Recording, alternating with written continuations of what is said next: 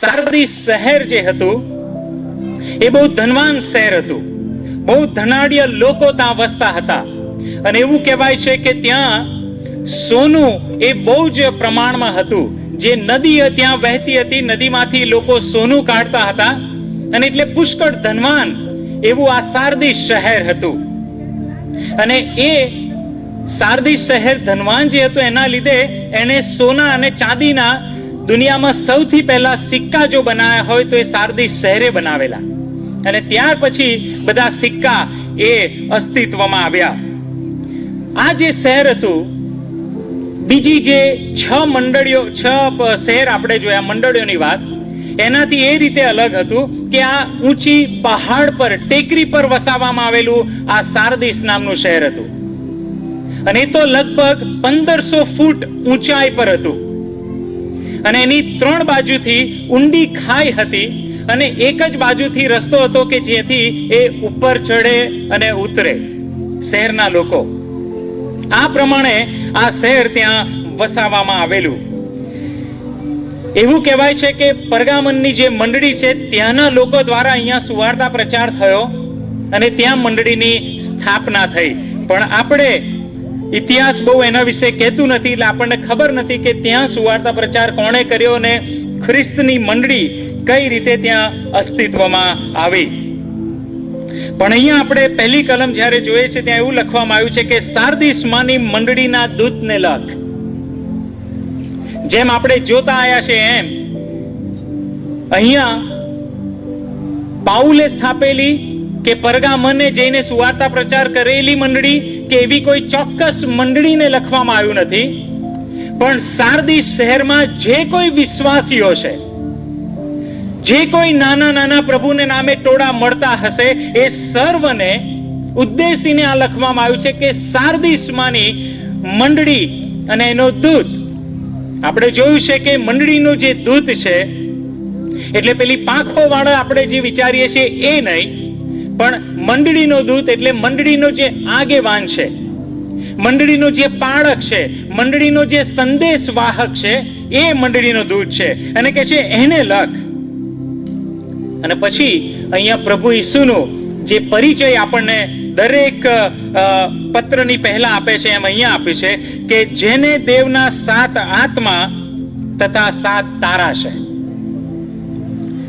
હવે અહીંયા બહુ ધ્યાન આપજો, અહીંયા એવું લખવામાં આવ્યું નથી કે જેના હાથમાં 7 આત્મા છે, એવું નથી. અહીંયા એવું કે છે કે જેને દેવના 7 આત્મા છે, જેને દેવના 7 આત્મા છે. 7 શબ્દ જે છે, 7નો જે આંકડો છે એ બાઇબલમાં સંપૂર્ણતા બતાવે છે, પરિપૂર્ણતા, કમ્પ્લીટ.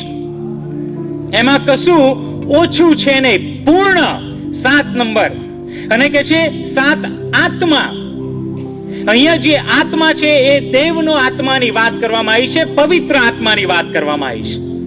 અને 7 જે શબ્દ છે એનો અર્થ એવો થયો કે સંપૂર્ણ આત્મા, પવિત્ર આત્મા, એ ભરપૂર આત્મા, કશું બાકી ના રહે એવો સંપૂર્ણ આત્મા એ ઈસુની પાસે છે, ઈસુમાં છે, જેને દેવના 7 આત્મા છે. એનો અર્થ એ કે પ્રભુ ઈસુની પાસે દેવનો આત્મા છે, પવિત્ર આત્મા છે. અને એટલે જ જ્યારે વ્યક્તિ પ્રભુ ઈસુની પાસે આવે છે, નવો જન્મ પામે છે, ત્યારે એને પ્રભુ ઈસુની મારફતે પવિત્ર આત્મા આપવામાં આવે છે, સંપૂર્ણ આત્મા આપવામાં આવે છે. અને પછી આગળ કે છે તથા 7 તારા છે. હવે તારા આપણે પહેલા અધ્યાયમાં જોયું કે એ તારા એટલે દૂત છે અને દૂત એટલે એ મંડળીના સેવકો છે, આગેવાનો છે. એટલે પ્રભુ કે છે પવિત્ર આત્માથી, સંપૂર્ણ જે પવિત્ર આત્મા છે એનાથી ભરપૂર છે પ્રભુ ઈસુ, અને એ મંડળીના આગેવાનોને પોતાના પાસે રાખે છે. જે 7 મંડળીની વચમાં ચાલે છે એ કે છે પવિત્ર આત્માથી ભરપૂર છે. હાલેલુયા. સંપૂર્ણ આત્મા એનામાં છે. એનો અર્થ એ કે જે મંડળી પ્રભુ ઈસુની સંગતમાં છે એ પણ પવિત્ર આત્માની સંગતમાં છે. સંપૂર્ણતા રીતે, ભરપૂરીથી એ પવિત્ર આત્માની સંગતમાં છે. અને અહીંયા હવે પ્રભુ ઈસુ એ સાર્દિસની મંડળી વિશે બાબત લખે છે. અને કહે છે કે જ્યારે એ કહે છે કે એ વાતો એને કે, પછી કહે છે હું તારા કામ જાણું છું કે તું નામનો જીવે છે.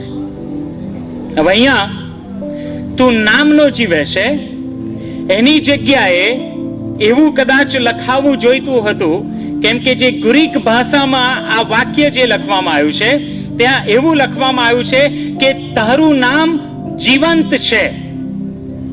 તારું નામ જીવંત છે. તું નામનો જીવે છે એના કરતા તારું નામ જીવન છે, તારું નામ જીવિત છે. એ અર્થ વધારે આપણને પરિપૂર્ણ થતો જોવા મળે છે. આગળ અભ્યાસ કરીશું એટલે બાબત સમજીશું. માર્કની સુવાર્તા 11મો અધ્યાય એની 12મી કલમ આ પ્રમાણે કહે છે, બીજે દાડે તેઓ બેથાનિયામાંથી નીકળી આવતા પછી તે ભૂખ્યો થયો. તે ભૂખ્યો થયો એટલે પ્રભુ ઈસુ ભૂખ્યો થયો. અને એક અંજીરી જેને પાંદડા આવ્યા હતા તેને આગેથી જોઈને તે તેની પાસે ગયો કે કદાચ તેને તે પરથી કંઈ અંજીર મળે. અને તે તેની પાસે આવ્યો ત્યારે પાંદડા વિના તેને કંઈ મળ્યું નહીં, કેમ કે અંજીરોની ઋતુ ન હતી. પ્રભુ ઈસુ જ્યારે આ અંજીરીને દૂરથી જુએ છે ત્યારે શું જુએ છે? લીલીછમ જુએ છે, પાંદડાઓથી ભરપૂર જુએ છે. એ ઘટાદાર એ અંજીરીને જુએ છે. લીલોતરી છે, એ લીલુંછમ છે, ઘટાદાર છે, તો ચોક્કસ કે છે એ અંજીર ફળ આપશે. અને પ્રભુ નજીક જાય છે અને જઈને જુએ છે તો પ્રભુ ત્યાં નિરાશ થાય છે. પ્રભુ કહે છે મેં ધાર્યું તું કે તારામાં તો ફળ હશે, પણ કહે છે એક પણ ફળ પ્રભુએ ત્યાં જોયું નહીં. બાઇબલ કહે છે ઋતુ નથી, પણ વાલાવો અંજીરની વાત એવી છે કે જો એને પાન હોય તો એને ફળ પણ હોય. અને પ્રભુ કહે છે પાન લાગ્યા છે તો ફળ હોવું જોઈએ. દૂરથી જે રડિયામણું હતું, દૂરથી જે લીલોછમ હતું, પણ પ્રભુ જ્યારે નજીક જાય છે ને જુએ છે તો કહે છે કે એનામાં કોઈ ફળ માલુમ પડતા નથી. પહાડ પર વસાવેલું નગર, સાર્દિસની મંડળી પહાડ પર હતી, પહાડ પર એ શહેર હતું, અને દૂરથી તમે જુઓ તો એ પ્રકાશ તમને દેખાય કેટલું અજવાળું છે ત્યાં. પણ વાલાવો પ્રભુ ઈસુ આપણે ગઈકાલની જ મંડળીમાં જોયું કે એની આંખો કે છે એ અગ્નિની જ્વાળા જેવી છે. એ મનને અને અંતઃકરણને પારખનાર છે. અંદર શું છે એને ખબર છે. અને જ્યારે પ્રભુ સાર્દિસની નજીક જાય છે અને કહે છે તું જીવંત છે, તારું નામ જીવંત છે, લોકો તને એવી રીતે સાર્દિસના શહેરમાં ઓળખે છે કે આ મંડળી એ સળગતી મંડળી છે, પણ કે છે હું તને કહું તું કેવી છું. અને એટલે પ્રભુ પછી ત્યાં જ કહેશે કે તું મોયેલો છે, તારામાં લીલીછમ છે તો તારામાં ફળ હોવા જોઈતા હતા, પણ તું કે છે મરેલો છું. લોકો ભલે તને જીવન તરીકે ઓળખતા, લોકો ભલે તારી વાતો કહેતા, ભલે લોકોમાં તારી સાખ સારી હોય કે તું જીવન છું, પણ ખરેખર તો તું કે છે મરેલો છું, તારામાં જીવન નથી. વાલાઓ આ 7 મંડળીઓમાંની આ એક જ મંડળી એવી છે કે જે મંડળીમાં પ્રભુ ઈસુને કોઈ પણ સારાપણું માલુમ પડ્યું નહીં. એક વાત પણ પ્રભુ આ મંડળી વિશે સારી કહી શક્યા નહીં. વિચાર કરો, જે મંડળી જીવંત ઓળખાતી હોય, એના નામ એનું ટાઇટલ એ જીવંત હોય, એ મંડળીમાં પ્રભુને એક બાબત એવી ના દેખાય કે જેની પ્રભુ પ્રશંસા કરે, જેની આરાધના આવી જોરદાર હોય, પૈસામાં આપવામાં, દાન ધર્મમાં આવી જોરદાર હોય, સરકાર સાથે હળીમળીને રહેવામાં, યહૂદીઓ સાથે હળીમળીને રહેવામાં, જેને કોઈ સતામણી નિકાલતીઓ કે બાલમીઓ કે ઇઝબેલ તરફથી ના હોય, પણ છતાંય પ્રભુ કહે છે તું મોયેલો છે. એક પણ વાત તારામાં મેં કે છે સારી જોઈ નહીં. બીજા અર્થમાં વાલાઓ પ્રભુ શું કહે છે કે તારી આરાધનાની વાત કરું. તું એવું માને છે કે તારી આરાધના એ જીવંત છે, પણ હું કહું કે તારી આરાધના કેવળ તમારા મનને મનોરંજન આપનારી છે, એનાથી વિશેષ કશું નથી. તમારી આરાધનામાં તમે ખાલી મનોરંજન માટે આવો છો કે છે. એ સંગીત ગીતથી તમારા મનને પ્રફુલ્લિત કરો છો, પણ ખરેખર જે ગીતો દેવના માટે ગવાવા જોઈએ આરાધનામાં, એ ગીતો ખાલી તમારા મનને માટે, મનોરંજન માટે તમે મળો છો. સામાજિક ક્લબ સિવાય આ આરાધના બીજું કશું નથી કે છે. તું પોતાને જો જીવંત આરાધના વાળો કહેતો હોય તો તું મરેલો છે. તારી આરાધના મરેલી છે. કેમ કે જે આરાધના ઈશ્વર સુધી પહોંચવી જોઈએ, એ કે છે કે સાર્દિસ, ઈશ્વર સુધી નહીં પહોંચતી તારી આરાધના મરેલી છે. ભલે તું કે છે કે વાજિંત્રો વાળો હોય, ધનવાન હોય અને જોરદાર કેશિયો ને કીબોર્ડ ને ડ્રમ સેટ ને બધું તું લાવતો હોય, સાર્દિસ એસી રૂમ તે બનાવી હોય, એસી ચર્ચ બનાવ્યું હોય, પણ યાદ રાખ, તારી આરાધના હજુ સુધી ઉપર આવી નથી. હાલેલુયા. હજુ તારી આરાધના ઉપર સુધી આવી નથી. તું તારા મનોરંજનના માટે ત્યાં મળે છે. જે પોતાને જીવંત કહેશે. પ્રસંગોની વાત કરીએ, તહેવારોની વાત કરીએ કે જ્યારે મેળાવડા થતા હતા તો પ્રભુ કહે છે કે તું એવું માને છે કે એકતાને લીધે બધા ભેગા મળતા હતા, પણ કે છે નામની એકતા હતી. ખરેખર તો તે ચલાવી લીધું કે જેને અશુદ્ધ ખોરાક ખાવા હોય એવા મેળાવડામાં એને તો અશુદ્ધ ખોરાક ખાવા દે છે, અને એવું ચલાવી લે છે એટલે કોઈની સાથે તારે તકલીફ થતી નથી. એટલે તારા મેળાવડા આનંદ વાળા છે, પ્રસંગો આનંદ વાળા છે, પણ ખરેખર તો તારા પ્રસંગો મરેલા છે. એ એકતાને તું જે કહે છે, એ સંપ તું કહે છે કે અમે બધા પ્રસંગો તહેવારો સાથે મળીએ છે, પણ એ ખોટા ઢોંગી અને દંભ વાળા પ્રસંગો છે. એ એકતા તારી ઢોંગ વાળી છે. ખરેખર તમે એક નથી. એ પૈસાની પ્રભુ વાત કરે છે તો પ્રભુ કહે છે મંડળીને તો તું આપે જ છે, દેવના કામમાં તો તું આપે જ છે, પણ એનાથી વિશેષ કે શેતાનના કામમાં પણ તું તારો પૈસો આપે છે.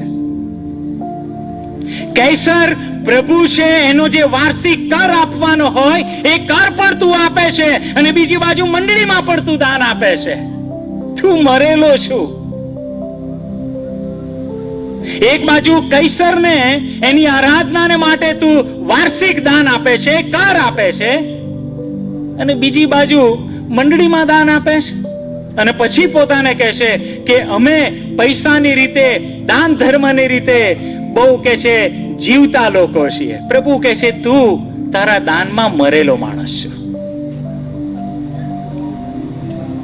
સરકારની રીતે જોઈએ કે તું કહે કે સરકાર તરફથી અમને કોઈ સતાવણી નથી. બીજી મંડળીને જુઓ કેવી સતાવણીઓ પામી છે સરકાર તરફથી, પણ અમારામાં જુઓ કે કેટલું સારું છે. પ્રભુ કહે છે એટલા માટે બીજી મંડળીઓને સરકાર તરફથી સતાવણી હતી કેમ કે એ કહેતા નતા, કબૂલ નતા કરતા કે કૈસર પ્રભુ છે.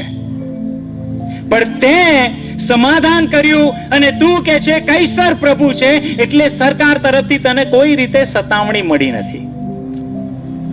એટલે તું પોતાને જીવન તરીકે ઓળખાવે છે, એટલે લોકો તને જીવન તરીકે ઓળખે છે, એટલે તારો સરકાર સાથે સારો સંબંધ છે. યહૂદીઓ સાથે ની કોઈ સતાવણી બીજા જે મંડળીઓમાં હતી એવી તારી મંડળીમાં કેમ નથી, એ તને કહું પ્રભુ કહે છે. એટલા માટે કે યહૂદીઓ આવીને તને કહે છે કે ઈસુ એ આવનાર મસીહ નથી એમ તારે કહેવાનું, અને સાર્દિસ તને એવા કહેવામાં સહેજે ખચકાટ થતો નથી કે હા ભાઈ ઈસુ એ આવનાર મસીહા નથી. તમે માનો છો એ જ હું માનું છું. તું મરેલો છું. અને એટલે યહૂદી એમને રંજાડતા નતા, એટલે સરકાર એમને રંજાડતી નથી કે આ આપણા જ લોકો છે, આપણે જે કહીએ છીએ એ જ માને છે. તું મરેલો છો. એ ઇઝબેલ, એ બાલના લોકો, એ નિકલાતીના લોકો, એમની તરફથી પણ કોઈ સતાવણી નહીં. એમની મંડળીમાં બધા હળીમળીને કેમ રહેતા હતા? કેમ કે ઇઝબેલ આવીને જો શીખવે કે આપણે વ્યભિચાર કરવો જોઈએ તો કે છે કશો વાંધો નહીં, કરો મંડળીમાં વ્યભિચાર. અશુદ્ધ ખોરાક ખાવો જોઈએ, કશો વાંધો નહીં, ખાઓ મંડળીમાં એ કે છે અશુદ્ધ ખોરાક. એવા શિક્ષણ સાથે પણ આ સાર્દિસની મંડળી હળી મળી ગઈ.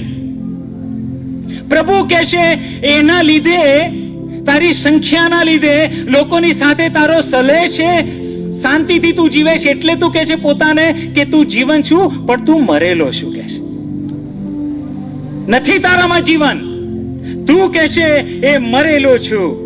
અને યશાયાના પુસ્તકમાં 29મા અધ્યાયમાં 13મી કલમમાં પ્રભુ શું કહે છે કે આ પ્રજા ફક્ત હોઠોથી કહે છે મને માન આપે છે, પણ એમના હૃદયથી એ વેગળા છે. વાલાઓ, આ જે પ્રજા પોતાને કહે છે કે આ અમારો ઈશ્વર છે, આ અમારો પ્રભુ છે, ઈસુ પ્રભુ છે, પણ એ હૃદયથી તો કહે છે કૈસર પણ પ્રભુ છે. હોઠોથી કહે છે કે ઈસુ આવનાર એ મસીહા છે, પણ હૃદયથી કહે છે કે મસીહા એ નથી, બીજો કદાચ આવશે. આ જે સાર્દિસની મંડળી હતી એ ભલે ગમે તેવા નામથી ઓળખાતી હોય, પણ પ્રભુ જાણે છે કે અંદરથી મરેલી છે. ભલાઓ, આપણી શાખ આપણા વિશે લોકો ગમે તેવું કહેતા હોય, આપણી બુદ્ધિ વિશે, આપણા જ્ઞાન વિશે, આપણા દાન ધર્મ વિશે, આપણા પ્રસંગો વિશે, આપણી બધાની જોડે જે સમાધાન શાંતિના સંબંધો છે એના વિશે લોકો ગમે તે કહેતા હોય, અથવા કહેતા હોય કે આ વ્યક્તિ જીવંત વ્યક્તિ છે, પણ ખરેખર પ્રભુની નજરથી આપણે કેવા છીએ? આપણી મંડળી પ્રભુની નજરથી કેવી છે? લોકો જે નામ આપે છે એવી છે કે પછી પ્રભુ જે નામ આપે છે એવી છે? વાલાઓ, સાર્દિસની જે મંડળી હતી એની તકલીફ એ હતી કે એ પોતાનું નામ ઊંચું કરવાને માટે જીવતી હતી. લોકો એની વાહ કરે, લોકો એનો મહિમા કરે, લોકો એને ઊંચી ઉઠાવે, પોતાનું નામ ઊંચું થાય, એના માટે સાર્દિસની મંડળી એ કે છે જીવન જીવતી હતી. અને પ્રભુ કહે છે કે ના, તું મરેલો છે. અને જ્યારે પ્રભુએ એને કીધું કે તારે આ તકલીફ છે, ત્યારે પ્રભુ એ તકલીફ સાથે એને છોડી ના દીધી, પણ પ્રભુ એનો ઉકેલ પણ એને આપ્યો કે કશો વાંધો નહીં, જો અત્યાર સુધી તું મરેલું જીવન જીવે છે તો હવે હું તને કહીશ કે તારે શું કરવાનું. વાલો, અહીંયા જે મરેલો શબ્દ છે એ એના આત્મિક જીવનને લઈને શબ્દ નથી લખવામાં આવ્યો કે એના જીવનમાં મરેલો છે, એવું નથી. એનું જીવન મરેલું છે એ અર્થમાં લખવામાં આવ્યું નથી. કેમ કે તમે ત્યાં જુઓ તો કે છે તારા કામને હું જાણું છું. કામ શબ્દ વાપર્યો છે કે તારા કામને હું જાણું છું. અને પછી પ્રભુ ત્યાં કહે છે કે તારા કામને મેં સંપૂર્ણ થયેલા જોયા નથી. તારા કામ હું જાણું છું, જે મરેલા કામ છે, જીવન મરેલું નથી. કેમ કે ખ્રિસ્તની સાથે એકવાર જે જોડાય છે એ સદાકાળને માટે એ જીવંત છે, એ કદી મરતો નથી ખ્રિસ્તના સંબંધમાં. પણ અહીંયા જે મરેલા છે એના કામ સંબંધી પ્રભુ વાત કરે છે. તારા કામ હું જાણું છું, એ મરેલા છે, દેવની નજરમાં સંપૂર્ણ થયેલા તારા કામ મેં જોયા નથી. એ અર્થમાં પ્રભુ ત્યાં કહે છે. અને એટલે પહેલી જ બાબત એ કહે છે કે તું જાગૃત થા. પ્રભુ એનો ઉકેલ આપે છે કે હવે તારે શું કરવું જોઈએ? તો કહે છે કે તું જાગૃત થા.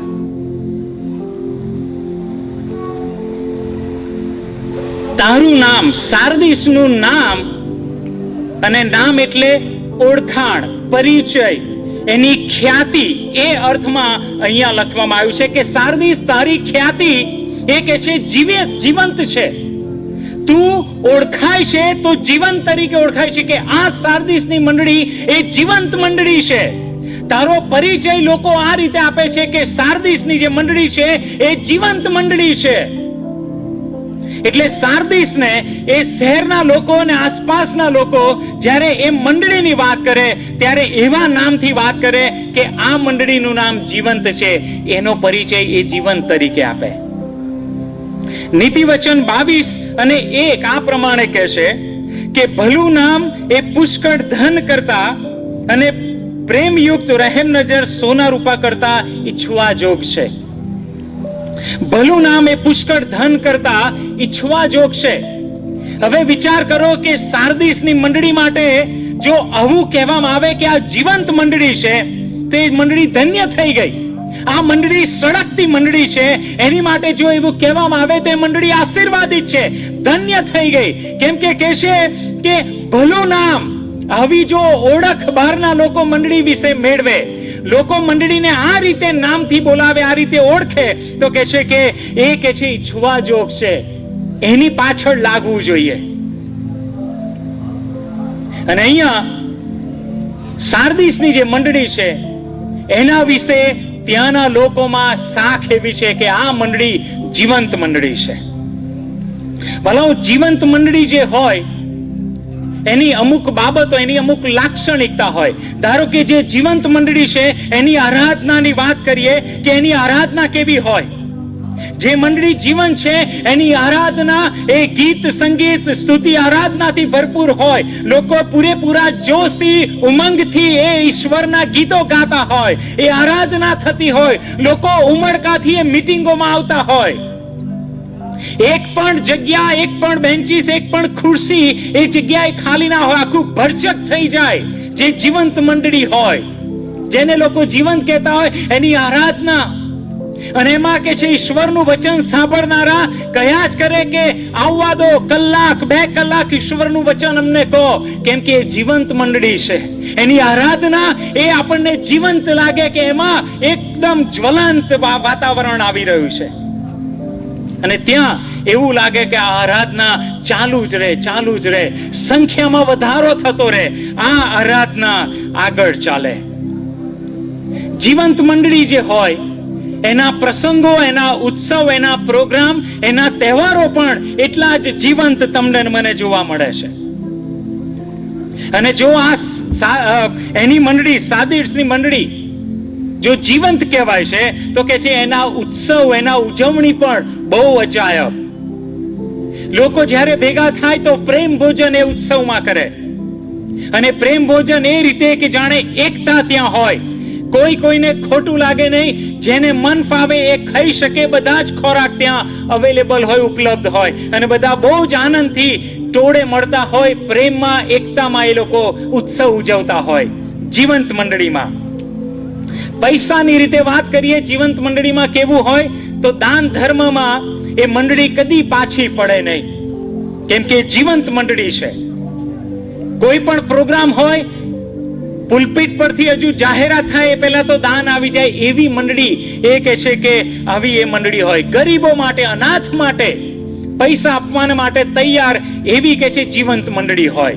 અને સાર્દિસની મંડળી જો જીવન છે તો કે છે કે પૈસો આપવામાં પાછું પાની રાખે એવી નથી, કેમ કે એ ધનવાન મંડળી છે. સાર્દિસની મંડળી જ્યારે એના વિશે એવું કહેવામાં આવે છે કે જીવંત છે, એનામાં જીવન છે, તો જે સરકાર છે એ સમયની એની સાથે પણ એને મેળ મિલાપ છે.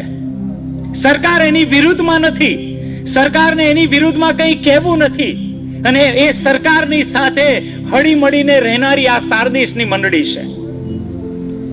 યહૂદીઓ સાથે રહેનારી મંડળી.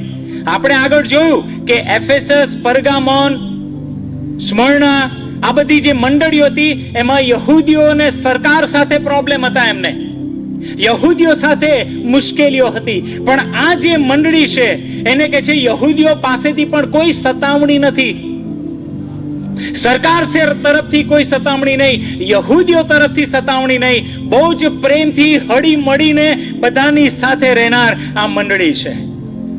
બીજી જે આગળની મંડળીઓમાં આપણે જોયું કે નિકાલતીઓ જે હતા, બલામીઓ જે હતા, ઇઝબેલના લોકો હતા, એમને એ મંડળીઓ સાથે બધી તકલીફો હતી. પણ આ જે મંડળી, સાર્દિસની મંડળી જે સળગતી છે, જે જીવન છે, એને કે છે આ મંડળીઓના આવા જે લોકો છે એની સાથે કોઈ તકલીફ નથી, એમનાથી કોઈ સતાવણી પામેલી નથી. પ્રભુ ઈસુ એના વિશે કશું જણાવતા નથી કે તને વિપત્તિ પડી, તું મુશ્કેલીમાંથી પસાર થઈ. કશું જ પ્રભુ ઈસુ એના દુઃખ, તકલીફ વિશે કશું જણાવતા નથી. પણ ખાલી એટલું જ કહે છે કે તું એવા નામથી ઓળખાય છે કે આ મંડળી એ સળગતી મંડળી છે, આ મંડળી એ જીવંત મંડળી છે. એવા નામથી એવા પરિચયથી, એવી ઓળખ તે કહેશે કે આ સાર્દિસ શહેરમાં પ્રાપ્ત કરી છે.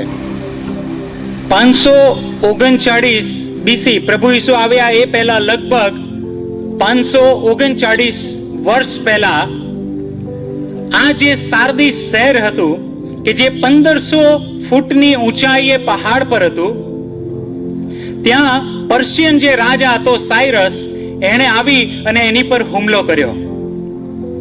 હવે આપણને ખબર છે કે 3 બાજુથી તો ઊંડી ખાઈ હતી આ શહેરની, 1500 ફૂટ ઊંડી ખાઈ, એટલે એના જે દુશ્મન હતા એ ત્યાંથી હુમલો કરે તો અશક્ય હતું. પણ જે ચોથી સાઈડ હતી જ્યાંથી અવર જવર થઈ શકતી હતી, ત્યાંથી આ સાયરસે હુમલો કર્યો, પણ ત્યાંથી એ ફાવી શક્યો નહીં. પણ બીજી એ જ રાત્રે શું થયું કે રાત્રે આ સાયરસના સૈનિકો એ જે ખીણો હતી એ ખીણોમાંથી ઉપર ચડ્યા અને ત્યાં આવી અને એ શહેરને એ લોકોએ લૂંટી લીધું, પોતાના કબજામાં લઈ લીધું. સાર્દિસે કદી વિચાર્યું નતું કે ખીણોમાંથી 1500 ફૂટ જે ઊંચી નીચી ખીણ છે એમાંથી સૈનિકો આવશે, દુશ્મનો આવશે અને આવીને આ શહેરને કબજામાં લેશે. આ સાર્દિસે કદી વિચાર્યું નતું. એ તો પોતાનું સૈન્ય જે ચોથો જે માર્ગ હતો જ્યાંથી અવર જવર થતી હતી ત્યાં સૈન્ય લઈને બેઠું હતું અને એના લીધે હારી ગયું. એને એવું હતું કે અમે સલામત છીએ, કશી ચિંતાની વાત નથી, શાંતિથી ઊંઘો, શાંતિથી આરામ કરો. પણ રાત્રે જ્યારે દુશ્મનો આવ્યા અને એમને સવારે ખબર પડી કે લોકો ઘેરે ગયા છે અને ત્યાં એમને હાર ખાવી પડી. 300 વર્ષ પછી સાયરસે જ્યારે આ સાર્દિસને કબજે કર્યું, એના 300 વર્ષ પછી ફરીથી એને આ જ રીતે એની પર હુમલો કરવામાં આવ્યો. ત્યારે પણ એ ઊંઘતું ઝડપાયું એ શહેર. પ્રભુ એટલે જ એ મંડળીને કહેશે કે એ શહેરનો જે સ્વભાવ છે એ મંડળીને પણ આવ્યો છે. મંડળી ઊંઘી ગઈ છે એટલે પ્રભુ સૌથી પહેલું કહેશે, એ પસ્તાવો કર એવું નથી કહેતા પ્રભુ એને. પહેલું કહેશે તું જાગૃત થા, જાગૃત થા. 2 વાર તું ઊંઘતી હતી અને તારી પર હુમલો થયો શહેર પર અને તને લૂંટી લેવામાં આવી છે. તારા ઇતિહાસ પરથી પણ શું તું શીખતી નથી કે તારી દશા કેવી થઈ હતી તારી ઊંઘના લીધે? અને હજુ તું ઊંઘે છે કે છે, તું જાગૃત થા. સાર્દિસ મંડળીને પ્રભુ પહેલી સલાહ આપે છે કે તારે જાગૃત થવાની જરૂર છે. તું જાગૃત થા, તારી આંખ તું ખોલ કે તું કઈ પરિસ્થિતિમાં આવી પડીશું. કેમ કે શૈતાન ક્યારે આવે, ગમે તેવી ખીણ હોય એમાંથી ઉપર ચડીને આવશે, તને ખબર નહીં હોય. 1 પિતર એનો 5મો અધ્યાય અને એની 8 અને 9 કલમમાં પણ આ જ પ્રમાણે કીધું છે કે તમે સાવધાન રહો, જાગતા રહો. તમારો વેરી શૈતાન એ તમારી પાછળ લાગેલો છે. જાગતા રહો. પ્રભુ ઈસુ એના શિષ્યોને કીધું કે જાગતા રહો અને પ્રાર્થના કરો. એક સંદેશો વારંવાર ઈસુ એની મંડળીઓને આપી રહ્યો છે કે જાગતા રહો. અને પછી પ્રભુએ કીધું કે જાગતા રહો ને પછી શું કરવાનું છે? તો કે છે બાકીના જે મરવાની અણી પર છે તેઓને દ્રઢ કર. બાકીના જે મરવાની અણી પર છે તેઓને દ્રઢ કર. તેઓને એટલે કોને? તેઓને એટલે અહીંયા લોકોની વાત નથી. આત્મિક બાબતોને પ્રાધાન્ય આપ્યું કે અમારા માટે આત્મિક બાબતો એ મહત્વની છે. એક સમય એણે કબૂલ કર્યું કે ઈસુ પ્રભુ છે, કૈસર પ્રભુ નથી. આવનાર જે મસીહા છે એ ઈસુ છે. એક સમય એણે કબૂલ કર્યું અને એના લગતા બધા કામ એ મંડળીમાં શરૂ કરવામાં આવ્યા. એ આત્મિક જાગૃતિનો અનુભવ સાર્દિસની મંડળીએ કર્યો અને કામમાં એ મંડળી આગળ વધી. પણ એક સમય એવો આવ્યો કે એ જે કામ હતા એ સાર્દિસની મંડળીએ અધૂરા છોડી દીધા. અને જ્યાં દેવનું કામ, ઈસુનું નામ ઊંચું કરવું જોઈએ, ત્યાં સાર્દિસ પોતાનું નામ ઊંચું કરવામાં લાગી ગઈ. એ કામ છોડી પોતાના નામની પાછળ એ મંડળી કહેશે લાગી ગઈ. અને એટલે દેવની નજરમાં એ કામ હજુ પર કે છે અપૂર્ણ છે, સંપૂર્ણ નહીં થયા.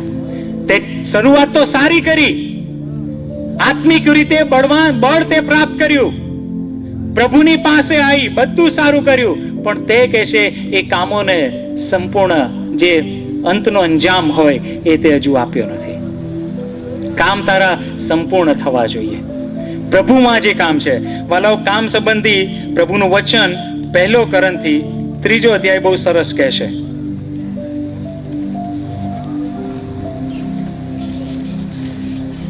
1 કોરિન્થી 3 અધ્યાય એની 12મી કલમ આ પ્રમાણે કહે છે, પણ જો આ પાયા પર કોઈ સોનું, રૂપું, મૂલવાન પાષાણ, કાષ્ઠ, ઘાસ કે ખુપરા બાંધે તો દરેકનું કામ કેવું છે તે પ્રગટ કરવામાં આવશે, કેમ કે તે દિવસે તેને ઉઘાડું પાડશે, કેમ કે અગ્નિથી તે પ્રગટ કરવામાં આવશે અને દરેકનું કામ કેવું છે એ અગ્નિ જ પારખશે. કોઈએ તે પાયા પરનું જે બાંધકામ કર્યું હશે તે જો ટકશે તો તેને બદલો મળશે, જો કોઈનું કામ બળી જશે તો તેને નુકસાન થશે, પણ તે જાતે જાણે કે અગ્નિમાંથી બચેલા જેવો થશે. આજે કોઈ ઘર હોય અને એ ઘરને અગ્નિથી જો બાળી નાખવામાં આવે તો છેલ્લે શું વધે છે? એમાંનું લાકડું બળી જાય છે, પ્લાસ્ટિક એનું ઓગળી જાય છે, એના જે કાગળિયા અંદરના હોય એ બળી જાય છે, પણ પથ્થર કદી બળતા નથી. પથ્થર ત્યાં જ રહેશે. જે સોલિડ મજબૂત બાબતો છે ત્યાંની ત્યાં રહે છે, બાકીનું ઘાસ છે, કાગળ છે, કપડા છે, બધું બળી જાય છે. અને અહીંયા પ્રભુનું વચન એવું કહે છે કે જે કામ તમે કરો છો દેવના માટે, એ કામ એવા કરો કે એક દિવસ જે પ્રભુના ન્યાયના દિવસે એ ન્યાય કરવામાં આવે તો તમારી સેવા, તમારા કામ એ બળી ના જાય, પણ એ છેલ્લે સુધી ટકી રહે એવા તમારા કામ હોવા જોઈએ. પણ સાર્દિસ, તે જે કામ ચાલુ કર્યું એ કામ તો તે અધૂરું છોડી દીધું, અને જો અત્યારે જો પ્રભુ આવી જાય ન્યાયના માટે તો તારું કામ કે છે ઘાસ સમાન ગણાશે, એ બળી જશે, એ બળી જશે, એ રહેશે નહીં. પણ તારું કામ કે છે એવું હોવું જોઈએ કે જે બળે નહીં. અને એટલે પ્રભુ કહે છે કે તારા જે મરવા આવેલા જે કામ છે એને તું મજબૂત કર. બીજા અર્થમાં કામ પાછા તું ચાલુ કર. પાછો આત્મિક જે બાબતોમાં તું ધ્યાન આપતો તેમાં પાછો આય. પોતાનું નામ જે ઊંચું કરવાનું ચાલુ કર્યું છે એને છોડી દે અને ઈસુનું નામ ઊંચું કરવાનું તું ચાલુ કર. પોતાની ખ્યાતિ બનાવવાની તે ચાલુ કરી છે, પોતાનું નામ રહેવા દે, પોતાની ઓળખ રહેવા દે, પણ ઈસુની ઓળખ તું ચાલુ કર. પહેલાના કામ તું કહેશે કે એ ચાલુ કરી દે. જે મરેલા કામ છે એને પાછા તું વેગવંતા કર. વાલાઓ, આપણા જીવનમાં એવા કામ છે કે આપણે પ્રભુને વચન આપ્યું કે પ્રભુ મારા જીવનમાં આ કામને હું પ્રાધાન્ય આપીશ, પ્રભુ હું આવું કરીશ, રોજ બાઇબલ વાંચીશ, પ્રભુ હું દર વર્ષે બાઇબલ પૂરું કરીશ, આટલા કલાક હું પ્રાર્થના કરીશ, પ્રભુ મારી આત્મિક જીવનમાં એ ખ્રિસ્તને ઊંચો કરીશ, આટલા લોકોને સુવાર્તા આપીશ. એ કામ ચાલુ કરેલા, પણ એ કામ શું દેવની નજરમાં સંપૂર્ણ થયા છે કે સાર્દિસની જેમ આપણે એને અડધે છોડી દીધા? આપણે જે કામ શરૂ કરીએ છીએ દેવના માટે, વાલાઓ, એ એના નામને માટે આપણે સંપૂર્ણ કરવા જોઈએ. પ્રભુ કહેશે તું એ કર. આગળ પછી 3જી કલમમાં પ્રભુ કહેશે, માટે તને જે મળ્યું, તે જે સાંભળ્યું તેને સંભાળ. એને કહેશે, પ્રભુ કહેશે તું યાદ કર. શું યાદ કર? 2 બાબત યાદ કરવાની કહેશે પ્રભુ. સાર્દિસ, તું ભૂલી ગઈશું. સાર્દિસ, તું ભૂલી ગઈશું. તારે 2 બાબત યાદ કરવાની જરૂર છે, સંભાળવાની જરૂર છે. અને પહેલી બાબત છે કે છે તને જે મળ્યું છે ને એ તું યાદ કર કે તને શું મળ્યું. તને શું મળ્યું સાર્દિસ, તું યાદ કર. જ્યારે તું કે છે પ્રભુની પાસે આવી, તે વિશ્વાસ કર્યો, ત્યારે તને શું મળ્યું? સાર્દિસને શું મળ્યું? જીવનના પુસ્તકમાં નામ મળ્યું. હાલેલુયા. સાર્દિસને જીવનના પુસ્તકમાં નામ મળ્યું. હલવાનનું જે પુસ્તક છે, પ્રભુ કહે છે તું સંભાળ અને યાદ કર. જ્યારે તે પસ્તાવો કર્યો ત્યારે તારું નામ કે છે જીવનના પુસ્તકમાં, જે હલવાનનું પુસ્તક છે એમાં તારું નામ લખવામાં આવ્યું. તું સંભાળ, તને ઈસુ મળ્યો, તું સંભાળ, તને અનંત જીવન મળ્યું. એ ખાતરી તને મળી કે હવે રોમનના પત્રમાં જે લખવામાં આવ્યું છે કે દુઃખ, તકલીફ, પીડા, દુકાળ કશું પણ તને કે છે ઈસુના પ્રેમથી જુદા નહીં કરી શકે. હાલેલુયા. કશું તને જુદા નહીં કરી શકે. તું યાદ કર તને શું મળ્યું. એ પ્રેમ મળ્યો, એ સંબંધ મળ્યો કે કોઈ તોડી નહીં શકે. જીવનના પુસ્તકમાં તને નામ મળ્યું, યાદ કર. અને પછી કે છે બીજી બાબત, પહેલું તે તને જે મળ્યું એ યાદ કર, અને બીજું કે છે તે સાંભળ્યું એ યાદ કર. શું સાંભળેલું તે? સાર્દિસ, તું યાદ કર કે તને શું સાંભળવામાં આવેલું. તને સુવાર્તા મળેલી, તને સુવાર્તા સંભળાવવામાં આવેલી. એ લોકો, એ પ્રભુના લોકો તારી પાસે આવ્યા જ્યારે તું પાપમાં જીવતી હતી, અને એ લોકોએ આવી અને પ્રેમની સુવાર્તા તને સંભળાવી. જે પહેલા તારી પાસે નાશની સુવાર્તા હતી, પણ એ લોકોએ આવીને તને પ્રેમની સુવાર્તા, માફીની સુવાર્તા તને સંભળાવી. યાદ કર તે શું સાંભળેલું. યાદ કર ઈસુએ તને કીધેલું કે સાર્દિસ, હું તને પ્રેમ કરું છું. તને સંભળાય છે અત્યારે કે છે? ઈસુએ તને કીધેલું, તું યાદ કર. તું કઈ જગ્યાએ હતી તું યાદ કર. બે બાબત કે તું, તને જે મળ્યું અને તે જે સાંભળ્યું એને તું યાદ કર. અને આગળની પછી બાબત કહેશે કે એને તું ધ્યાનમાં રાખ. તને જે કે છે મળ્યું, તે જે સાંભળ્યું એ કે છે કે તું ધ્યાનમાં લે. તું ભૂલી ના જઈશ. સાર્દિસ શહેરને 2 વાર હરાવવામાં આવ્યું. પહેલી વાર હરાવવામાં આવ્યું ત્યારે બીજી એ લોકો ભૂલી ગયા કે હવે આપણે ખાલી જે ચોથો રસ્તો છે ત્યાં જ આપણે એ લશ્કર રાખવાનું નથી. તો પહેલી વાર જ્યારે લૂંટ્યું ત્યારે એ લોકો ભૂલી ગયા કે દુશ્મનો ક્યાંથી આવેલા. અને 300 વર્ષ પછી બીજી વાર લૂંટવામાં આવ્યું ત્યારે તું કે ઊંઘતી. તું ધ્યાનમાં લે આ બાબતો. ભૂતકાળથી શીખ કે તે શું કર્યું છે. તું સંભાળ એ બાબતોને, અને એ બધી બાબતો હવે તું ભૂલીશ નહીં. તે કામને જે છોડી દીધું છે વચ્ચેથી, એને તું ધ્યાનમાં લે. હવેથી એ કામ કરવાનું પાછું તું ચાલુ કર. સાર્દિસ, તું એ કે છે ભૂલી ના જઈશ. હવે તું એ બાબતોને ધ્યાનમાં લે. અને પછી ચોથી બાબત પ્રભુ સાર્દિસને કહેશે, ને પસ્તાવો કર.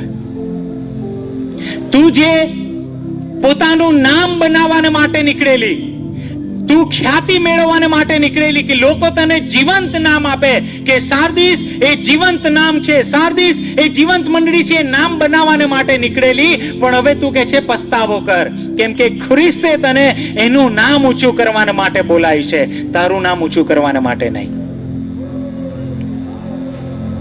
એફેસીના પત્રમાં વાલાઓ બીજા અધ્યાયમાં પાઉલ કહેશે કે આપણને ખ્રિસ્તમાં સારા કર્મ કરવાને માટે સર્જન કરવામાં આવ્યું છે.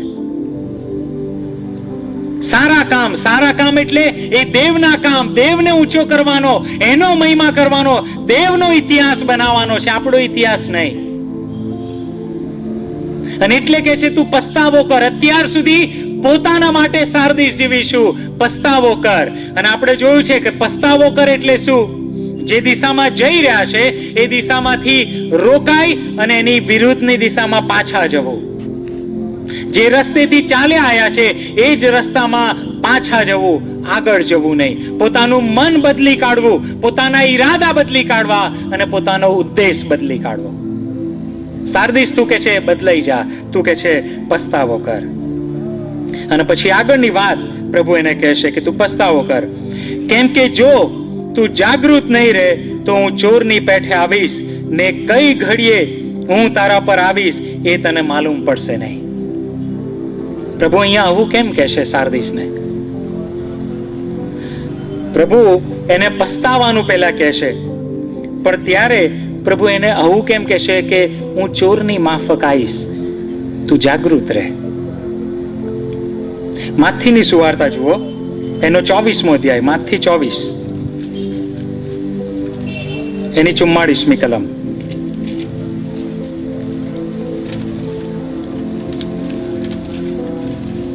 માથી 24:44 આ પ્રમાણે કહેશે, એ માટે તમે પણ તૈયાર રહો, કેમ કે જે ઘડીએ તમે ધારતા નથી તે જ ઘડીએ માણસનો દીકરો આવશે. તો જે ચાકરને તેના ધણીએ પોતાના ઘરનાને વખતસર ખાવાનું આપવા સારું પોતાના ઘરનો કારભારી ઠરાવ્યો છે, તેવો વિશ્વાસુ તથા બુદ્ધિમાન ચાકર કોણ છે? જે ચાકરને તેનો ધણી આવીને એમ કરતો દેખે તેને ધન્ય છે. હવે આ જે ચાકર છે વાલાઓ, એને કોની સેવા કરવાની છે? પોતાનું નામ ઊંચું કરવાનું છે કે એના માલિકનું? એના માલિકનું. આ જે ચાકરને જવાબદારી આપવામાં આવી છે, એ ચાકરે કોના મહિમા કરવાનો છે? એના માલિકનો મહિમા કરવાનો છે. અને પ્રભુ કહે છે, આ ઉદાહરણ જ્યારે આપે છે ત્યારે કહે છે એ માટે તું તૈયાર રહે, કેમ કે તારો શેઠ માલિક બહાર ગયો છે, ક્યારે આવશે એ તું જાણતો નથી. તું જો પોતાનું નામ ઊંચું કરતો હશે અને જો માલિક આવશે તો કહેશે કે તને અફસોસ છે. પણ જો તું તારા માલિકનું જ કામ કરતો હશે, જે કામ તે અધૂરા છોડ્યા છે, એ જે મરવાની અણી પર છે એને તું દ્રઢ કરતો હોઈશ, અને હું જ્યારે આવીશ, માલિક આવશે અને જોશે કે આ જે ચાકર છે, આ જે સાર્દિસની મંડળી છે, એ કે જે એના દેવને ઊંચી કરી રહી છે, એ એના કામને સંપૂર્ણ કરી રહી છે, ત્યારે કે છે એ સાર્દિસને ધન્ય છે. પ્રભુ કહેશે કે મારું આવવું અચાનક હશે. અચાનક હું કહીને નહીં આવું. પ્રભુ કહે છે મારું આવું અચાનક છે સાર્દિસ, એટલે તારા કામ હંમેશા સંપૂર્ણ હોવા જોઈએ, ગમે ત્યારે. પ્રભુ અત્યારે આવે અને અત્યારે ન્યાય કરે તો કહે છે કે આપણા કામ કેવા? ઈસુનું નામ જે ઊંચું ઉઠાવવું જોઈએ એ નામ ઉઠાવે છે કે અત્યારે આપણે આપણું રાજ્ય બાંધવા માટે બેઠા છીએ. પ્રભુ આવી જશે. કોનું રાજ્ય આપણે બાંધી રહ્યા છે? કોનું ઘર બાંધી રહ્યા છે? આપણે આપણું અહીંયા બધું અહીંયા રોપી રહ્યા છે કે દેવના માટે? દેવે તમને ને મને મોકલ્યા છે એ કે છે એનું રાજ્ય બનાવવાને માટે, આપણા મહેલ અહીંયા તૈયાર કરવાને માટે નહીં. અને એટલે પ્રભુ કહે છે કે તું તૈયાર રહેજે, હું ગમે ત્યારે આવીશ. અને હવે પ્રભુ એ બદલાની વાત કરે છે કે જો જે જીતે છે એને હું કયો બદલો આપીશ. અને જે જીતે છે એટલે કોણ? શું જીતે છે એ આપણે જોયું આગળ કે આ જે બધી બાબતો, કઈ બાબતો? તો કહેશે કે તું જે મરેલા કામ છે એને દ્રઢ કરે છે, તું કહેશે જે સંભાળે છે. બે બાબત, જે મળ્યું છે અને જે સાંભળ્યું છે. જે જીતે છે, જીતે છે એટલે જે લખવામાં આવ્યું છે કે તારા જે મરવાની અણી પર જે કામ છે એને દ્રઢ કર, સંભાળ. તને જે મળ્યું તે છે સાંભળ્યું એને ધ્યાનમાં રાખ, પસ્તાવો કર અને જાગૃત રહે. આ બધી બાબત જે કરે છે એને જીત્યો કહેવાય. અને જે જીતે છે પ્રભુ એને 3 બદલો આપવાની વાત કરે છે કે હું તને 3 બદલા આપીશ જો તું જીતે છે તો.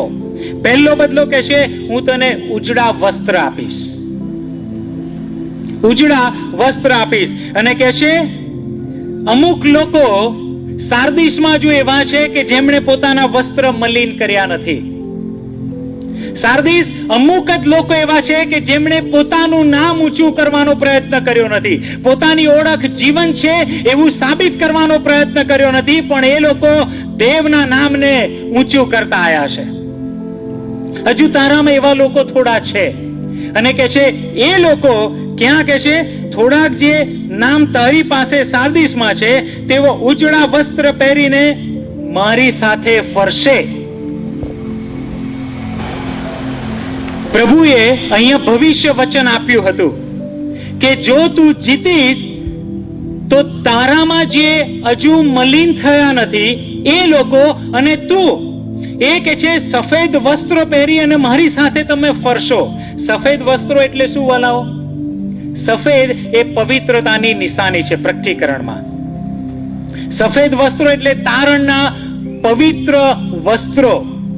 ઉદાહરણ તરીકે અહીંયા આ જે ભાઈઓ અને બહેનો જે ટાઈ પહેરીને અને આ યુનિફોર્મ પહેરીને બેઠા છે, એ બહાર ગમે ત્યાં જાય ને તમે એમને જુઓ તો તમારા મનમાં શું આવશે? કે ક્વાયરના લોકો છે. દરેક સ્કૂલનો એ અલગ યુનિફોર્મ હોય છે. એ નાનું બાળક એ યુનિફોર્મ પહેરીને ફરે તો તમે એ યુનિફોર્મ પરથી કહો કે આ કઈ સ્કૂલનો બાળક છે. સફેદ વસ્ત્ર પહેરેલાને તમે કહી શકો કે જે ઈસુની પાસે ફરતો હોય સફેદ વસ્ત્ર પહેરીને કહી શકો કે આણે પોતાના વસ્ત્રને મલિન કર્યા નથી અને આ ઈસુનું બાળક છે. અને એ પ્રભુ કહે છે હું તને આપીશ.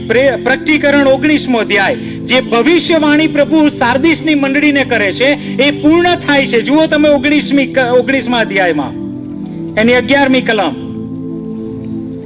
સાર્દિસની મંડળીને જે ભવિષ્યવાણી પ્રભુ કહે છે કે તું ઈસુની સાથે ફરશે, તું અહીંયા ફરે છે. પછી મેં 19મું પ્રકટીકરણ 19:11 પછી મેં આકાશ ઉઘાડેલું જોયું તો જુઓ એક શ્વેત ઘોડો અને તેના પર એક જણ બેઠેલો છે. તેનું નામ વિશ્વાસુ તથા સાચો છે. તે પ્રમાણિકપણે ન્યાય તથા લડાઈ કરે છે. તેની આંખો અગ્નિની જ્વાળા જેવી છે. તેના માથા પર ઘણા મુંગટ છે. તેના પર એવું નામ લખેલું છે કે જે તેના સિવાય બીજું કોઈ જાણતું નથી. તેણે રક્તથી છંટાયેલો જબ્બો પહેરેલો છે. તેનું નામ દેવનો શબ્દ છે. આકાશમાંના સૈન્યો શ્વેત ઘોડા પર સવાર થઈને ઉજળા તથા શુદ્ધ બારીક શણના વસ્ત્રો પહેરીને તેની પાછળ ચાલ્યા. જે લોકો હતા એ લોકો કે છે ઉજળા શુદ્ધ બારીક શણના વસ્ત્રો પહેરી તેની પાછળ ચાલ્યા. સાર્દિસ, હું તને વચન આપું છું કે જો તું પસ્તાવો કરીશ, જો તું જીતીશ તો કે છે આ જે વસ્ત્રો પહેરીને ફરવાની વાત છે એ પ્રકટીકરણમાં જે યોહાન ભવિષ્ય જોઈ રહ્યો છે ત્યાં સાબિત થયું. આ ભવિષ્યમાં લોકોને એને શ્વેત વસ્ત્ર પહેરીને ફરતા જોયા. વલાઓ, દેવનું વચન બહુ સત્ય છે. કદી એને તમારે મારે જુઠ્ઠાણા રૂપે લેવાનું નહીં. દેવ કે છે કે સફેદ વસ્ત્રો પહેરી અને મારી સાથે ફરશે તો 19મા અધ્યાયમાં લોકોને ફરતા બતાવે છે. દેવનું વચન સત્ય છે. દેવ પોતાનું વચન પાળે છે. અને પહેલું જે બદલાની વાત સાર્દિસને પ્રભુ કરે છે કે હું તને શ્વેત વસ્ત્રો આપીશ, હું તને તારણના વસ્ત્રો આપીશ, મારી હાજરી હું તને આપીશ. બીજી જે બાબત બદલાની જે કહે છે એ કહે છે જીવનના પુસ્તકમાંથી તેનું નામ હું ભૂસી નાખીશ નહીં. આ જે નામ છે ને અહીંયા જીવનના પુસ્તકમાં નામ તમે અહીંયા નામ વાત વધારે જોશો શબ્દ. પ્રભુ શું કહે છે? હું તને જીવનના પુસ્તકમાંથી તારું નામ ભૂસી નહીં નાખું. પ્રભુ કેમ આવું કહે છે? પ્રભુ એટલા માટે કહે છે કે અત્યાર સુધી સાર્દિસ એ પોતાનું નામ પૃથ્વી પર ઊંચું કરવાનો પ્રયત્ન કરી રહી છે. પૃથ્વી પર પોતાને કે જે હું જીવન છું એવા નામ એ આપી રહી છે. જે એના કામ જે કરી રહી છે એ પોતાના નામને માટે પૃથ્વી પર કામ કરી રહી છે. પણ પ્રભુ કહે છે ઇતિહાસ એક દિવસ તારા નામને ભૂલી જશે. ભલા લોકો એ દુનિયામાં આવીને ગયા, મોટા ઇતિહાસ રચી ગયા, પણ આજે દુનિયા એમને ભૂલી ગઈ છે. ઇતિહાસ દરેકને ભૂલી જાય છે. દરેકના નામ ગમે તેટલા મોટા થાય વાલાવો, એક દિવસ એ નામ આ પૃથ્વી પરથી જતા રહેશે. તમારા મારા સ્મરણમાંથી જતા રહેશે. પ્રભુ કહે છે દુનિયા પર તું ઇતિહાસ બનાવવાનું કરે છે. એ ભણતરની રીતે હોય, પૈસાની રીતે હોય, તારી આવડતની રીતે હોય, ગમે તે રીતે તું તારું નામ ઊંચું કરવાને પ્રયત્ન કરતી હોય, પણ એ સાર્દિસ તારું નામ ભૂસાઈ જશે. પણ હું જે બદલો આપું છું કે જીવનના પુસ્તકમાંથી તારું નામ ભૂસી નહીં નખાય. હાલેલુયા. જીવનના પુસ્તકમાંથી તારું નામ જે લખાયું છે એ નહીં ભૂસાય. તો હવે તું આકાશમાં જો તારું નામ ઊંચું થયું હોય તો પૃથ્વી પર તારું નામ શું કામ ઊંચું કરવાનો પ્રયત્ન કરે છે? પૃથ્વી પર હવે તું દેવને ઊંચો કર, દેવના કામને ઊંચા કર, ઈસુને ઊંચા કર. હવે તારું કામ એ રહ્યું છે કેમ કે તારું નામ તો ઊંચું કરી દેવામાં આવ્યું છે. હલવાનના પુસ્તકમાંથી તારું નામ હવે ભૂસી નાખવામાં નહીં આવે. ભલાઓ, આપણા નામ હલવાનના પુસ્તકમાં લખાયા છે કે નહીં એ પહેલા તમારે મારે ચેક કરી લેવાનું. એ ખ્રિસ્તના ઉજળા જે વસ્ત્ર છે એ તમને મને મળવાના છે કે નહીં એની પહેલા ખાતરી કરી લેવાની. અને પછી તમને મને પ્રભુએ હિંમત આપે છે કે નામ ત્યાં લખાયા છે તો અહીંયા નામ બનાવવાની જરૂર નથી, અહીંયા પ્રભુનું નામ બનાવવાનું છે. યુસુફ અને મરિયમ એ પ્રભુ ઈસુની પાછળ શોધતા શોધતા ગયા કે ઈસુ તું ક્યાં છે? તારે તો તારું નામ ઊભું કરવાનું છે, સુથારી કામ કરવાનું છે, સારામાં સારું ઇમારતી લાકડું લઈને ડિઝાઇનો બનાવવાની છે, એ ઈસુ ખુરશીઓ બનાવવાની છે, એ સારું ફર્નિચર બનાવવાનું છે. ઈસુ તારે તારું નામ બનાવવાનું છે. પણ ઈસુ પછી કહે છે કે શું તમને ખબર નથી કે હું મારા બાપના ધંધા પર અહીં છું? હાલેલુયા. મારે તમને ખબર નથી કે મારે અહીંયા નામ બનાવવાનું નથી, મારે તો ત્યાં નામ બનાવવાનું છે. જે મારા દેવે મને અહીંયા પૃથ્વી પર મોકલ્યો છે એ એનું નામ બનાવવાને માટે, એનું કામને માટે મને અહીં મોકલ્યો છે, મારા નામ કે મારા કામને માટે નહીં. ભલા કોનું ઘર અહીં બનાવી રહ્યા છો? કોની માટે પૈસા કમાઈ રહ્યા છો? કોની માટે મંડળીમાં કામ કરી રહ્યા છો? કોની માટે આ બધું કરી રહ્યા છો? ઈસુ કહે છે કે જીવનના પુસ્તકમાં તમારું નામ લખેલું છે. અહીંયા હવે નામ ઊંચું કરવાનો પ્રયત્ન ના કરશો. જો કરશો તો એનો બદલો શું મળશે કે દુનિયા તમને ભૂલી જશે. પણ ઈસુ કહે છે હું તમને કદી નહીં ભૂલું. આ બીજો બદલો પ્રભુ સાર્દિસની મંડળીને કહે છે કે જીવનના પુસ્તકમાં તું લખાયો છું, એ લખાયો છું. ત્રીજી જે વાત છે, બદલો પ્રભુ સાર્દિસની મંડળીને આપે છે, મારા પિતાની આગળ તથા તેના દૂતોની આગળ હું તેનું નામ કબૂલ કરીશ. હાલેલુયા. નામ, ફરીથી પ્રભુ નામની વાત. કેમ નામ? કેમ કે સાર્દિસને નામમાં બહુ રસ છે.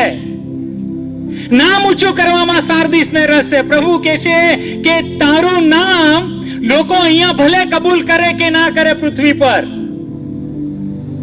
લોકો ભલે તારા વખાણ કરે કે ના કરે, લોકો ભલે ઇતિહાસ અહીંયા તને ભૂલી જાય, તે જે કર્યું હોય એની કોઈને ગણના ના હોય, કોઈ ગણતરીમાં ના લે, ચિંતા ના કરીશ. પણ હું કે છે તને મારા પિતા અને દૂતોની આગળ તારું નામ કબૂલ કરીશ. અહીંયા જે દૂતો શબ્દ વાપરવામાં આવ્યો છે એ દૂતો આકાશના, સ્વર્ગના દૂતોની વાત કરવામાં આવી છે. જે પ્રભુ ઈસુએ માથીની સુવાર્તા 10મા અધ્યાયમાં 32મી કલમમાં કીધું છે કે પૃથ્વી પર જે મને કબૂલ કરશે, પૃથ્વી પર જે મને કબૂલ કરશે એટલે શું? ઈસુના નામને જે પૃથ્વી પર ઊંચું કરશે, ઈસુના નામને જે કબૂલ કરશે, ઈસુ કહે છે મારા બાપની આગળ, દૂતોની આગળ એનું નામ હું કબૂલ કરીશ કે આ પ્રભુ, મારા પિતા અને દૂતો, આ મારો દીકરો અને દીકરી છે, એને દેવના રાજ્યમાં આવવા દો, એને આવવા દો. વાલો, ઈસુ પોતાના સિંહાસન પર બેસીને તમારું મારું નામ પોકારે. કેટલું ધન્ય એ નામ. ઈસુ જો તમારું મારું ઊંચું કરે છે, એ કબૂલ કરે છે. પ્રભુ કહે છે ભલે કૈસર તને ભૂલી જાય, ભલે યહૂદીઓ તને ભૂલી જાય, ભલે નિકાલતીઓ તને ભૂલી જાય, ભલે બલામના લોકો તને ભૂલી જાય, પણ હું કદી ભૂલીશ નહીં. તારું નામ હું ત્યાં કબૂલ કરીશ. પણ તું અહીંયા યહૂદીઓને કહેજે કે આવનાર મસીહા એ ઈસુ છે, ઈસુનું નામ કબૂલ કરજે. કૈસરને કહેજે કે કૈસર પ્રભુ નથી પણ ઈસુ પ્રભુ છે, એ કબૂલ કરજે.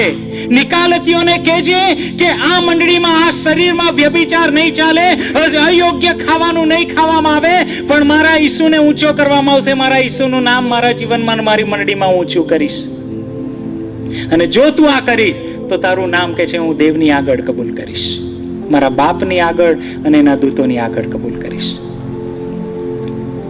ભલો, એ દિવસની રાહ તમારે મારે જોવી જોઈએ કે પ્રભુ એ કબૂલ કરશે. પણ પ્રભુ આવી રહ્યો છે, અચાનક આવશે. આપણા કામ કેવા છે? સંપૂર્ણ થયેલા છે? એનું નામ ઊંચું કરતા છે કે નહીં? એ તમારે મારે બહુ ધ્યાનમાં રાખવાનું. સાર્દિસ પોતાને જીવંત નામ કેવડાવે છે કે સાર્દિસ તારું નામ જીવંત છે, સડકતો પ્રભુ માટે, પણ ખરેખર નજીક જઈને જુઓ તો ફળ વગરનો છું, તું મરેલો છું. પણ પ્રભુ એને તક આપે છે કે તું મરેલો છું પણ તું કે છે જાગૃત થા, સજાગ થા, સંભાળ પહેલાની વાતો યાદ કર, પસ્તાવો કર, અને જે મરેલા કામો છે એને ફરીથી જાગૃત કર. જીવનમાં ફરીથી તમે જાગૃતિ લાવો વાલાઓ. અને પછી કે છે હું તમને આશીર્વાદો આપીશ. તમે જીતો છો તો હું તમને આશીર્વાદો આપીશ, ઉજળા વસ્ત્ર આપીશ, મારી સાથે તમે ફરશો, એ પવિત્ર નગરમાં ફરશો. એ કે છે કે જીવનના પુસ્તકમાં તમે લખાયેલા છો એ યાદ રાખો. અને પ્રભુ ત્રીજી બાબત કહે છે કે હું તમને કબૂલ કરીશ. અને પછી છેલ્લે 6ઠી કલમમાં આત્મા મંડળીઓને જે કહેશે, આત્મા કોને કહેશે? મંડળીઓને કહેશે. એફેસસને, સાર્દિસને, પરગામનને, આ બધી મંડળીઓને આત્મા આ સંદેશો આપે છે. પણ સાંભળવાનું કોને છે? કે છે બધી મંડળીઓને તો સંદેશો આપે છે, પણ જેને કાન છે તે સાંભળે. હવે વ્યક્તિની વાત આવી. મંડળીઓને તો સંદેશો આપ્યો, પણ લાગુકરણ જેને કાન છે, જે મંડળીને કાન છે એવું નહીં, જે વ્યક્તિને કાન છે એ વ્યક્તિ સાંભળે. શું આજે દેવનું વચન આપણે સાંભળ્યું છે? શું એ દેવના વચન આજે કહેવા માંગે છે કે પ્રભુ ગમે તેવું થાય હું તારા નામને કબૂલ કરીશ અને તારું રાજ્ય અહીં બાંધીશ, મારું નામ નહીં બાંધું. પ્રભુ હું દાન આપીશ તો મારા નામની તકતી માટે નહીં કરવું, અહીં મારું નામ નહીં બાંધું, હું તારું નામ બાંધીશ. પ્રભુ મારા જે કઈ કામ હશે હવેથી પ્રભુ તારા નામને માટે, કે જેથી મારું નામ તે લખ્યું છે, મારે હવે કેટલું ઊંચું કરવાનું? સ્વર્ગ જેટલું મારું નામ ઊંચું થઈ ગયું છે, હવે હું અહીં કેટલું કરી શકીશ?